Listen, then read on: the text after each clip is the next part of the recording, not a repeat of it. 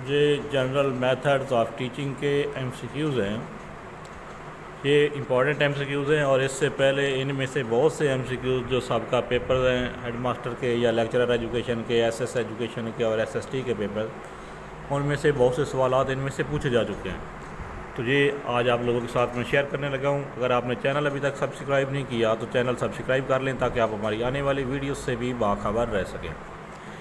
First question, in teaching experienced members guide the immature one for. Teaching में experienced member आप immature जो होता है, स्टूडेंट जो होता है, उसको किस चीज़ के लिए गाइड करता है? उसको गाइड करता है एडजस्टमेंट ऑफ लाइफ। तो इसका दुरुस्त जवाब होगा ऑप्शन डी। क्वेश्चन 2 है, विच is not the focal point of triangular process of teaching. ये 4 ऑप्शन है, आपने बताना है कि इनमें से कौन सी ऑप्शन जो है वो टीचिंग के ट्रायंगुलर प्रोसेस में शामिल नहीं है। तो इसका दुरुस्त जवाब है ए, टीचिंग मेथड। टीचिंग का ट्रायंगुलर प्रोसेस जो है ये टीचर, पीपल मतलब स्टूडेंट और कंटेंट, 3 चीज़ों पर मुश्तमिल होता है। स्टूडेंट, टीचर और कंटेंट सब्जेक्ट जो टीचर पढ़ा रहा होता है। तो इसमें टीचिंग मेथड दुरुस्त जवाब होगा, वो ट्रायंगुलर प्रोसेस का हिस्सा नहीं है। Question 3, the goal of teaching is. Teaching का मकसद क्या है? टीचिंग का मकसद होता है desirable change in behaviour. Teaching किस लिए की जाती है? स्टूडेंट के अंदर कोई चेंज लाने के लिए। तो यहाँ पे इसका दुरुस्त जवाब होगा the goal of teaching is desirable change in behaviour. लेकिन अगर ये सवाल हो ना कि टीचिंग क्या है, तो टीचिंग होता है टू इम्पार्ट नॉलेज या एक्सपीरियंस फराहम करना बच्चों को। उसका मकसद क्या होता है? बच्चों को पढ़ाने का, डिज़ायरेबल चेंज इन बिहेवियर। तो ये दुरुस्त जवाब होगा इसका D. Question 4, the rules of presenting the content to make them easy are called. वो रूल्स जो कंटेंट को क्लासरूम में ईजी बनाकर पेश करने के लिए यूज़ होते हैं, उन रूल्स को क्या कहा जाता है? उन रूल्स को कहा जाता है maxims of teaching. Option B आप देख सकते हैं। ऑप्शन ए है method of teaching, B maximum of teaching, C technique of teaching, 4 teaching strategies.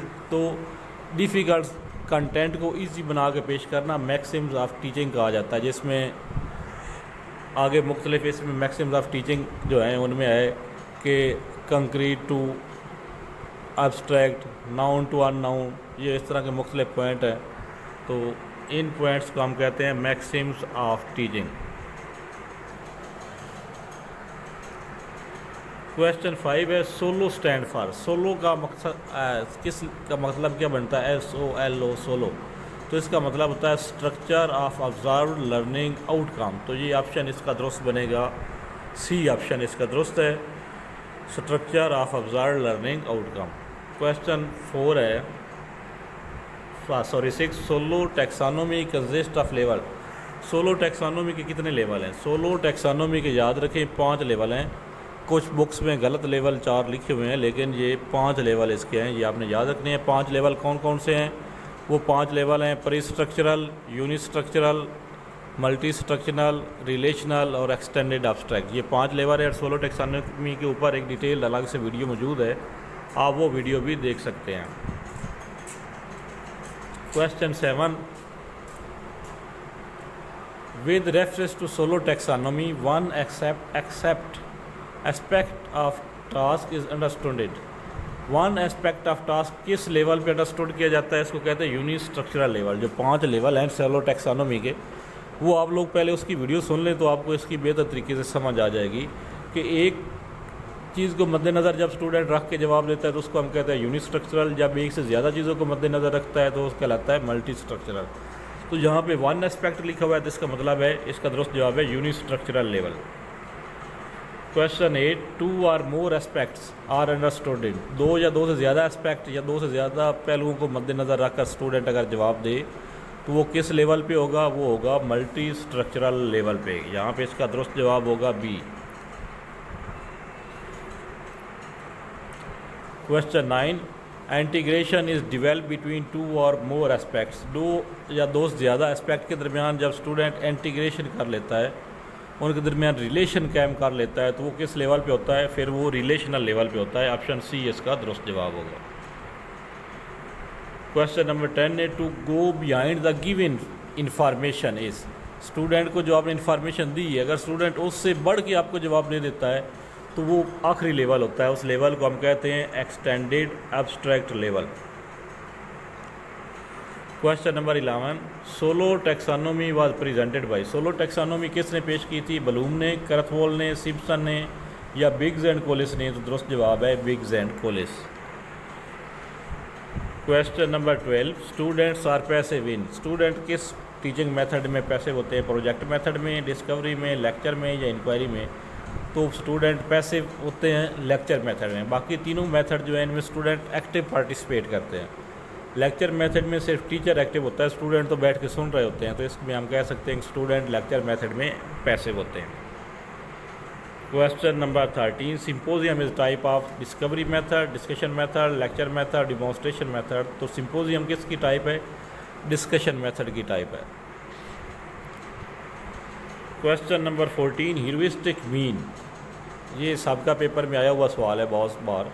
Heuristic का लफ्ज़ी मतलब क्या है? To investigate, to show, to do, to act. तो इसका लफ्ज़ी मतलब है टू इन्वेस्टिगेट। ये जो MCQs आप लोग यहाँ देख रहे हैं, मैं इसका लिंक भी दे दूँगा। अगर आप लोगों ने सॉफ्ट कॉपी में ये MCQs रीड करने हूँ तो उसका लिंक जो है मैं वो दे दूँगा। आप लोग उस लिंक पे क्लिक करके इन MCQs को सॉफ्ट कॉपी में भी स्टडी कर सकते हैं।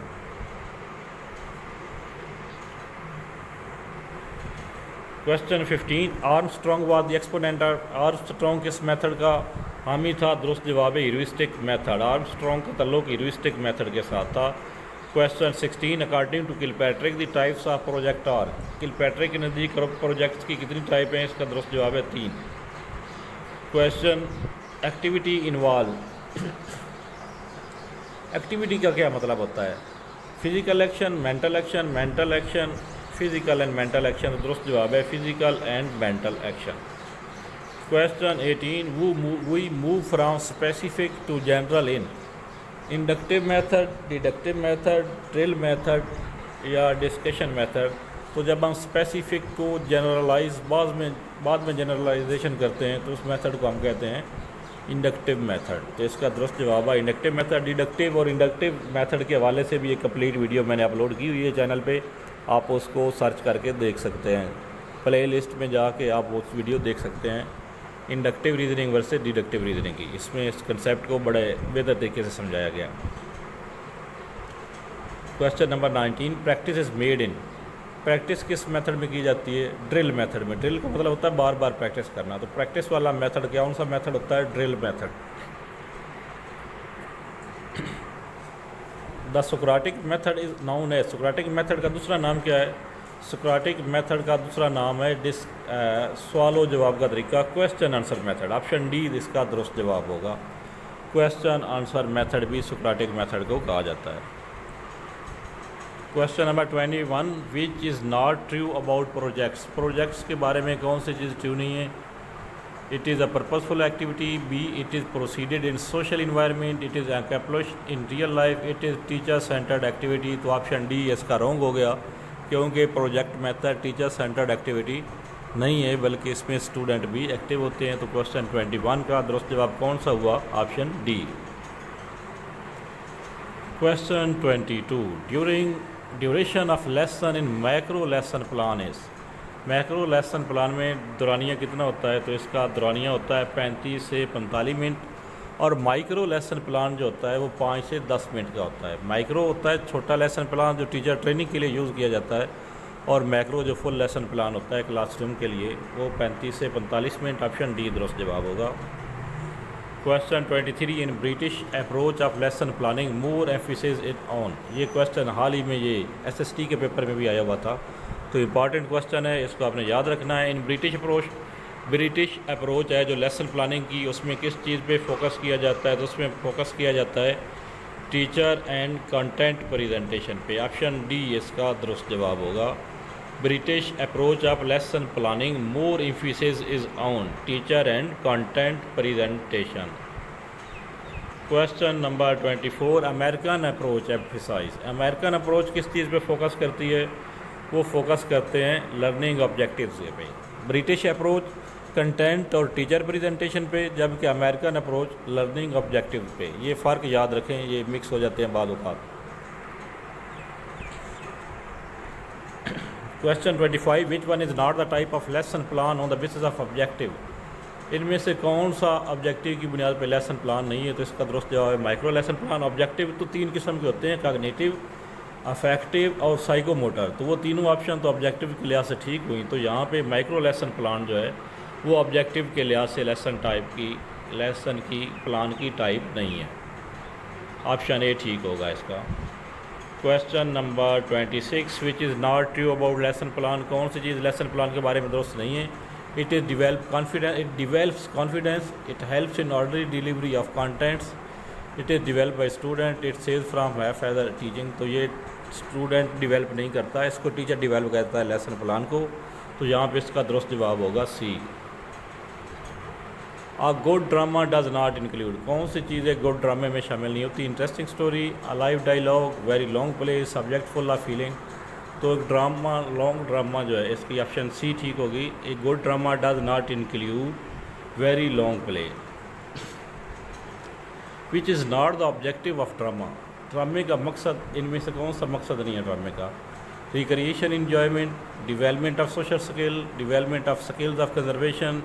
ये तीनों ठीक हैं। तो ड्रामे का मकसद क्या नहीं है? डू मेक रिहर्सल करना ड्रामे का मकसद नहीं है, बल्कि वो तो प्रैक्टिस है ड्रामा करने की। Question 29, drama role play is useful for teaching history, science, math, language. तो रोल प्ले या ड्रामा जो है कौन सा सब्जेक्ट में ज़्यादा यूज़फुल है? तो टीचिंग ऑफ हिस्ट्री में ड्रामा ज़्यादा यूज़फुल है। इसका दुरुस्त जवाब होगा history. Question 30, the main purpose of teleconferencing identified are. Teleconferencing कितनी टाइप्स की होती हैं? 3 टाइप्स की होती हैं टेली कॉन्फ्रेंसिंग। इसका दुरुस्त जवाब हो गया बी। Which is night. तो वो तीनों टाइप्स कौन कौन सी हैं? वो है audio teleconferencing, video teleconferencing और कंप्यूटर टेली कॉन्फ्रेंसिंग। जो 3 टाइप से पिछले सवाल में कही गई हैं। तो ये सवाल है क्वेश्चन 31 के, इनमें से कौन सी टाइप जो है वो टेली कॉन्फ्रेंसिंग की टाइप नहीं है? तो इसमें टीवी टेली कॉन्फ्रेंसिंग जो है वो टेली कॉन्फ्रेंसिंग की टाइप नहीं है। ऑप्शन सी दुरुस्त जवाब हो गया। Question 32, which is one is accountable in cooperative learning. में कौन अकाउंटेबल होता है? इंडिविजुअल या ग्रुप या दोनों? तो दुरुस्त जवाब होगा दोनों। Question 33, cooperative learning is an alternative to. Cooperative learning होता है जिसमें स्टूडेंट एक दूसरे के साथ ग्रुप बना के एक दूसरे के साथ कोऑपरेट करके सीखते हैं। तो ये किसका अपोजिट है? अल्टरनेटिव है कम्पिटिटिव मॉडल का। कम्पिटिटिव मॉडल में स्टूडेंट एक दूसरे को कम्पीट करते हैं, या आपके कोऑपरेटिव मॉडल में स्टूडेंट एक दूसरे के साथ कोऑपरेट करते हैं। Question 34, the number of students in cooperative learning groups are. Cooperative learning groups में एक ग्रुप में कितने स्टूडेंट होते हैं? ऑप्शन ए दुरुस्त है, 3 to 4 student. Question 35, the essential characteristics of cooperative learning is effective learning, positive interdependence, cooperation, division of labour. तो इसका दुरुस्त जवाब होगा पॉजिटिव इंटरडिपेंडेंस। पॉजिटिव इंटरडिपेंडेंस का मतलब है कि स्टूडेंट एक दूसरे के ऊपर उनका जो एतमाद होता है वो बरकरार होता है। उनको पता चलता है इस मेथड के साथ कि हमने एक दूसरे के साथ मिलकर कैसे गोल हासिल करने हैं, एक दूसरे के साथ कैसे पेश आना है। Question 36, the student like to spend the most of the time with teacher, parent, relative, peer. तो इसका दुरुस्त जवाब है पीयर्स। पीयर्स होते हैं, उर्दू में हम इसके लिए लफ्ज़ यूज़ करते हैं हमजुल्ली। जिनके साथ स्टूडेंट खेलता है वो ही उनके साथ ही वो अपना ज़्यादा टाइम स्पेंड करने की कोशिश करता है। Question number 37, peer culture constitute socialisation, individualisation, both A and B. तो पीयर कल्चर क्या है? ये सोशलाइजेशन है। 38, which is not the advantage of team teaching. कौन सा टीम टीचिंग का एडवांटेज नहीं है? Better utilisation of resources, better planning, better use of teaching technique, better financial benefit of teacher. तो टीम टीचर जो है इसका मेन एडवांटेज जो नहीं है इसमें वो है better financial benefit of teacher. बाकी तीनों इसके एडवांटेज हैं। बेटर यूटिलाइजेशन ऑफ रिसोर्सेज भी एडवांटेज है टीम टीचिंग का, बेटर प्लानिंग भी टीम टीचर का एडवांटेज है, और better use of teaching technique भी इसका एडवांटेज है। ऑप्शन डी यहाँ पे दुरुस्त जवाब होगा। Question 39, the hypothesis underlying team teaching is teachers feel bored by working alone, teachers are not competent, the best teacher in school are charged by more students, the single teacher can not control the class. तो option C इसका दुरुस्त जवाब है कि जो अच्छे teacher होते हैं और वो ज़्यादा स्कूल के साथ शेयर हो जाते हैं टीचिंग की बदौलत। CAI stand for CAI computer assisted instruction. इसका दुरुस्त जवाब होगा बी। तो ये कुछ क्वेश्चन 40 मैंने यहाँ पे आपको रीड करवाए हैं। बाकी के क्वेश्चन अगर आप हासिल करना चाहते हैं तो उसका लिंक मैं नीचे कमेंट में आप ले सकते हैं या मैं वीडियो डिस्क्रिप्शन में उसका लिंक ऐड करने की कोशिश करूँगा। अल्लाह हाफिज़, दुआ में याद रखिएगा। Best of luck.